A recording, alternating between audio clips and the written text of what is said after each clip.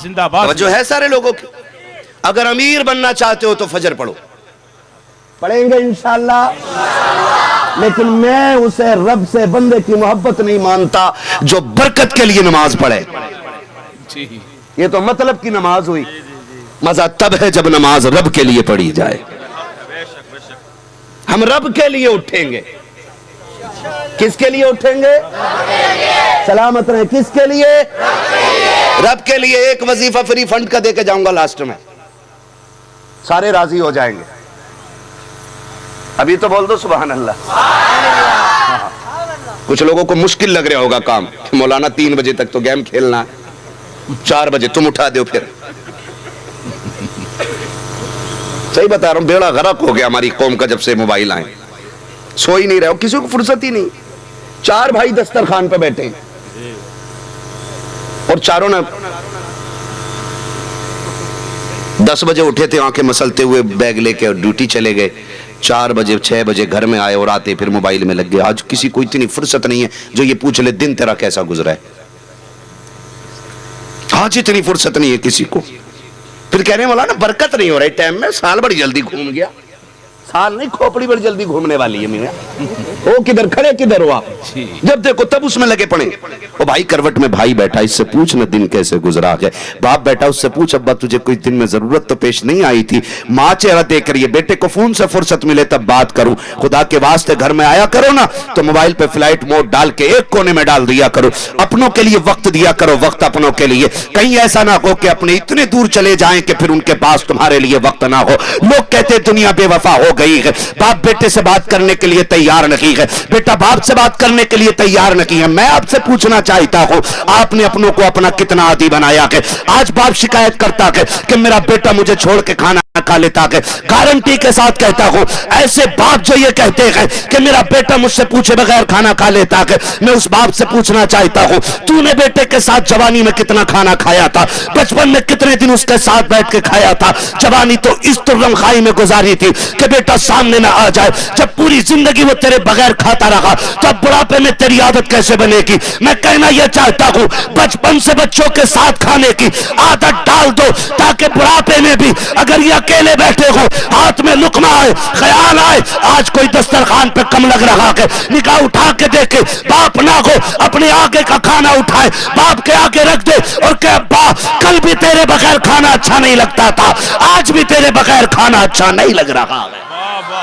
बहुत खूब, बहुत खूब। आदत क्यों नहीं डाल रहे हो आप अपनों की अपनों के साथ? आज दूरियां हो गई है, घर जाके बहनों से कहना है, बड़ा फख्र कर रहे हैं हमारी अम्मी पे आईफोन है। ये कमाल की बात नहीं अम्मी पे आईफोन है, कमाल की बात यह है अम्मी के सर पे भी शोहर का साया सलामत है। एक हंगामा मैशर हो तो भूलूं उसको, सैकड़ों बातों का रह रह के ख्याल आता है। वक्त दिया करो अपनों को, अपनों में बैठा करो। लोग जितना एक दूसरे से बेनियाज होते हैं ना, उतनी जल्दी दुनिया उसको भुला देती है, उतनी जल्दी, क्योंकि आदत ही नहीं हुई है।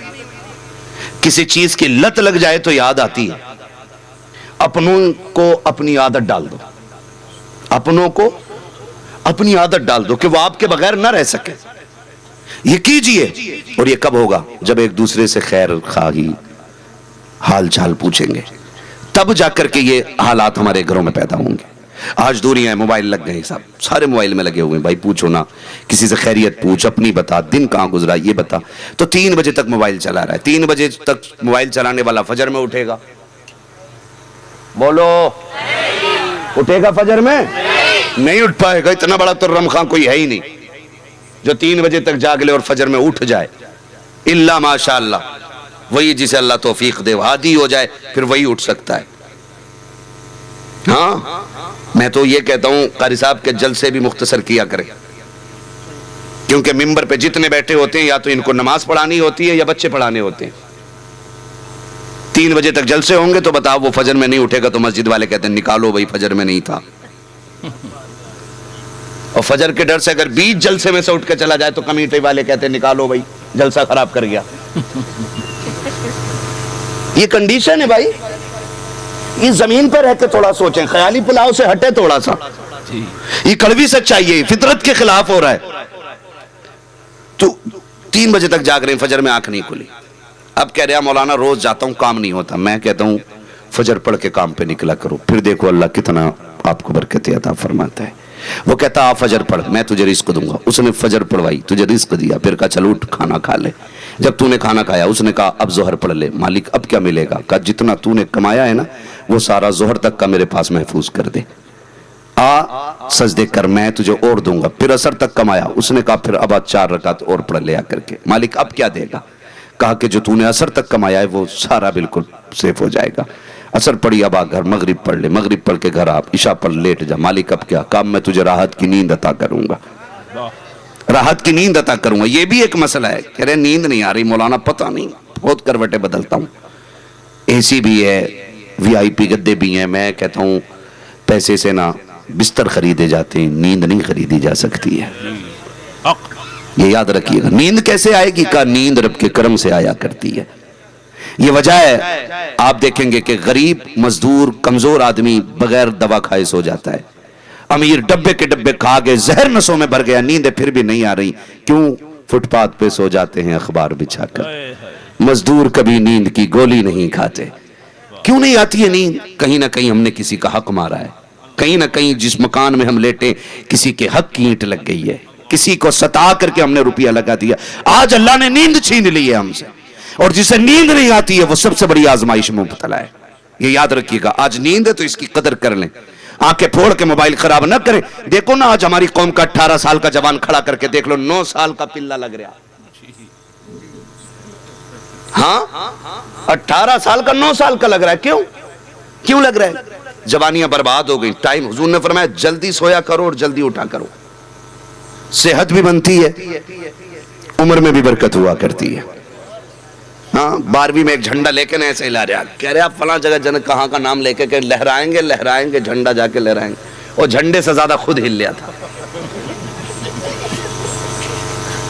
یہ طاقت ہے ہماری جوانی کی رہ گئی. تنگ دستی اگر نہ ہو غالب, تندرستی 1000 نعمت ہے.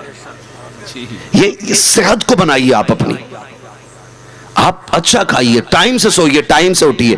پڑھیں گے انشاءاللہ 5 ٹائم کی نماز, وعدہ کرتے ہیں انشاءاللہ. ہمارا سب سے بڑا ہتھیار کیا ہے؟ سجدے, مصلی. اگر آپ کو یہ لگتا نہیں مفتی صاحب بم بنا کے دے دیں اور ہم دنیا پہ قابض ہو جائیں گے, تو بم تو اسرائیل کے پاس بھی بہت ہے, امریکہ کے پاس بھی بہت ہے, لیکن بم والوں کو دنیا ٹھوکر پہ رکھتی ہے. سجدے ابو بکر کے پاس تھے, سجدے عمر کے پاس تھے, سجدے عثمان غنی کے پاس تھے, سجدے مولا علی کے پاس تھے. آج بھی دلوں پہ حکومت کرتی ہیں یہ شخصیتیں. اپنے تو اپنے غیر بھی حضرت عمر کا اعتراف کرتے. ان کی حقانیت اور ان کے پرچم سچائی کے آج بھی دنیا میں لہرا رہے ہیں. کب؟ کیونکہ وہ سجدے والے لوگ تھے. آج سجدے ختم, مصلی ہی نہیں رہے. آج پیٹ میں درد ہے, کہہ رہا ہائے رے ڈاکٹر کے پاس لے کے. اس نے کہا سٹی ہاسپٹل لے جاؤ. اس نے کہا نہیں اب آنکھ خراب ہوگی, یہ بچنا نہیں ہے. کہا پھر کہا ممبئی لے جاؤ, گجرات لے جاؤ, بہت جگہ جگہ لے کے. پھر ڈاکٹر نے کہا مرنے والا ہے. پھر کہہ رہا ہائے اللہ. جب ڈاکٹروں نے منع کیا تب کہہ رہا اللہ.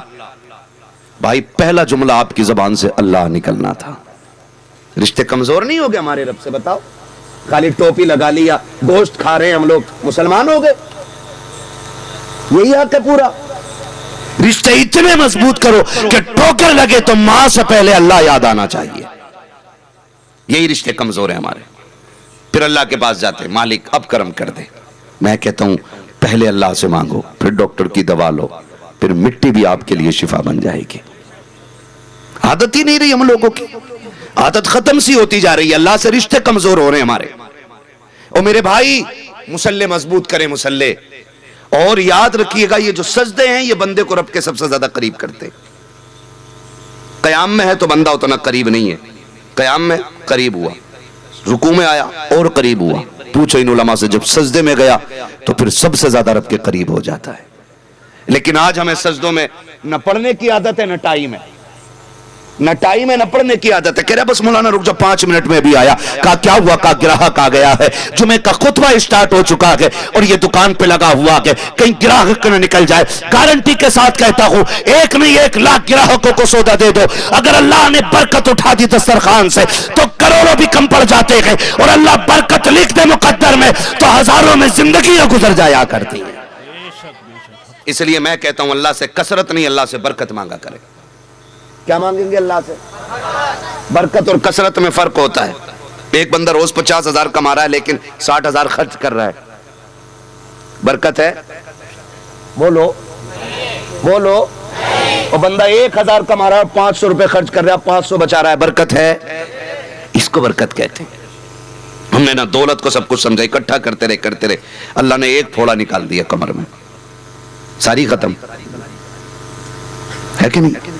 ایک بیماری لگ گئی ساری ختم. تو اللہ سے کثرت نہیں, اللہ سے برکت مانگنی چاہیے. کیا مانگنا چاہیے اللہ سے؟ زور سے. اللہ سے برکت مانگنی چاہیے, اللہ سے رزق حلال مانگیے گا, رزق حلال مانگیے گا.